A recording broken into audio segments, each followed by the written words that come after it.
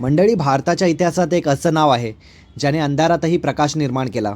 ते नाव म्हणजे डॉक्टर बाबासाहेब आंबेडकर.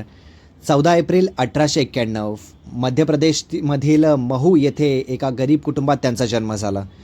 पण हा जन्म फक्त एका मुलाचा नव्हता, तर तो होता एका क्रांतीचा आरंभ.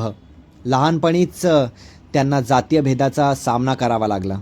शाळेत पाणी पिण्यासाठीही परवानगी नव्हती. शाळेत बसण्याची जागा नव्हती. पण या अपमानाने त्यांना तोडलं नाही, तर अधिक मजबूत बनवलं.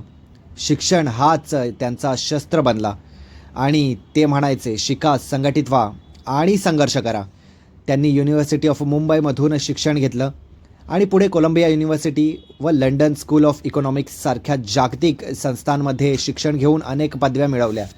भारताच्या परतल्यानंतर त्यांनी अस्पृश्यता आणि अन्यायाविरुद्ध आवाज उठवला. 1927मध्ये त्यांनी महाडचा सत्याग्रह करून पाण्याचा हक्क मिळवून दिला. हा होता समानतेचा पहिला मोठा लढा. 1932मध्ये त्यांनी महात्मा गांधी यांच्यासोबत पुणा करार केला, जो दलितांच्या हक्कासाठी एक महत्त्वाचा टप्पा ठरला. त्यांनी आयुष्यभर समाजातील अन्यायाविरुद्ध लढा दिला आणि शेवटी 1947मध्ये स्वतंत्र भारताच्या संविधान निर्मितीची जबाबदारी त्यांच्यावर आली. भारतीय संविधानाचे शिल्पकार म्हणून त्यांनी प्रत्येक नागरिकाला समान हक्क दिले. स्वातंत्र्य, समता आणि बंधुता यांचा पाया रचला. पण संघर्ष इथेही थांबला नाही. धर्म, समाज आणि मानवतेच्या विचारातून त्यांनी 1956मध्ये बौद्ध धर्म स्वीकारला आणि लाखो लोकांना नव्या जीवनाची दिशा दिली.